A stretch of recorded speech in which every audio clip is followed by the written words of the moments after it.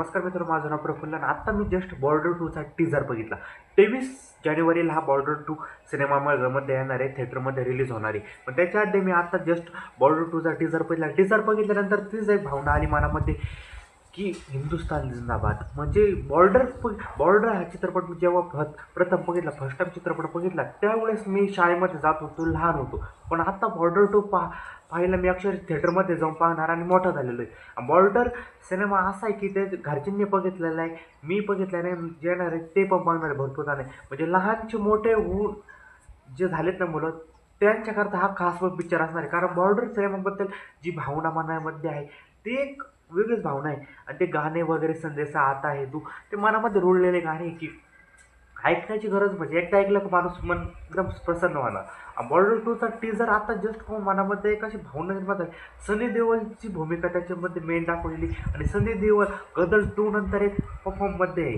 कारण सनी देओलचा गदर 2 नंतर जो कलेक्शन त्यांनी बॉक्स ऑफिसमध्ये गदर 2चा झालेला आहे, तसंच बॉर्डरचं होतो पण होतंही पाहण्याची गोष्ट राहणार आहे. आणि आता वरुण धवन, आनंद शेट्टी, दिलजीत दोसांझ याच्यामध्ये मेन स्टार कास्ट असते.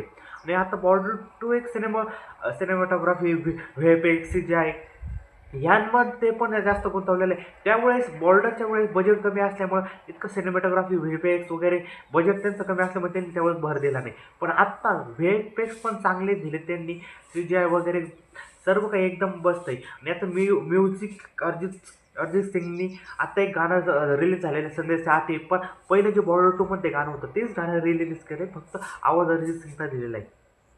आवाज पण, गाणं पण मस्त आहे. आता पिक्चर थिएटरमध्ये कसा परफॉर्मन्स करतो ही बघण्याची गोष्ट राहणार. पण एक मला असं वाटतं की याच्यामध्ये जशी जी बॉर्डर पाहताना आपल्याला जी मनामध्ये भावना होती, बॉर्डर्समुळे आपला जे हार्ट टू हार्ट कनेक्शन आहे, तसं आपल्याला हे पिक्चर पाहायला बस होतं का नाही होतं.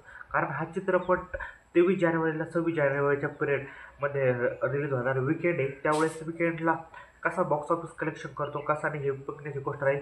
आता जस्ट टीझर आला, टीझरवरून तर मी काही स्पष्टपणे मत देत नाही. कारण एखाद्या गोष्टीला 2 ते 3 मिनटं पाहून तिला जज करणं तर मी असं मानत नाही. कारण पूर्णपर्यंत जोपर्यंत मी पाहत नाही तोपर्यंत त्याच्यावर विश्वास ठेवत नाही.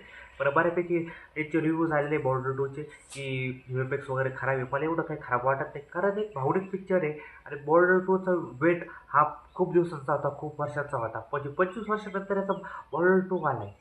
गदर 2 नंतर सनी देओलचा हा पिक्चर मी अक्षरशः मला असं वाटतोय की 500-600 करोडच्या पुढं जायला बसताय. वरुण धवन आहे, दिलजीत दोसांझ आहे, आनंद शेट्टी आहे आणि सनी देओलचा जो आपला धमाकेदार आवाज, त्याच्यामध्ये एक डायलॉग, आवाज घातक जाने चाहिए, आवाज घातक जाने चाहिए, आवाज लाहोर तक जाने चाहिए.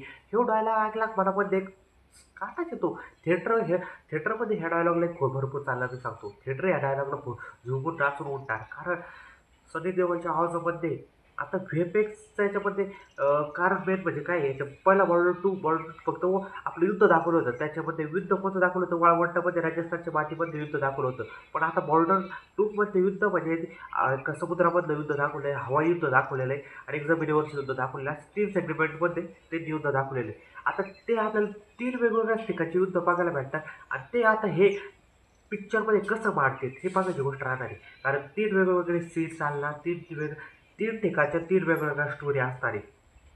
स्टोरी म्हणजे तेच युद्धच राहणार, पण 3 ठिकाणच्या 3 वेगवेगळ्या स्टोरी राहणार. त्या 3 स्टोरी एका सिनेमामध्ये कशा मांडतील आणि त्याचा कसा पॉईंट होतो आहे, कसं कनेक्शन दाखवते हे बघण्याची गोष्ट राहणार.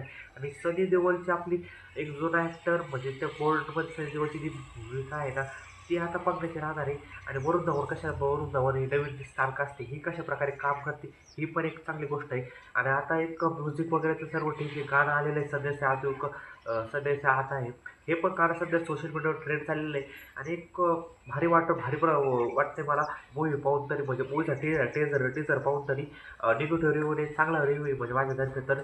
आणि एक मी आतुरतेने वाट पाहतो थिएटरमध्ये जाऊन नक्की पिक्चर पाहिजे मी हा.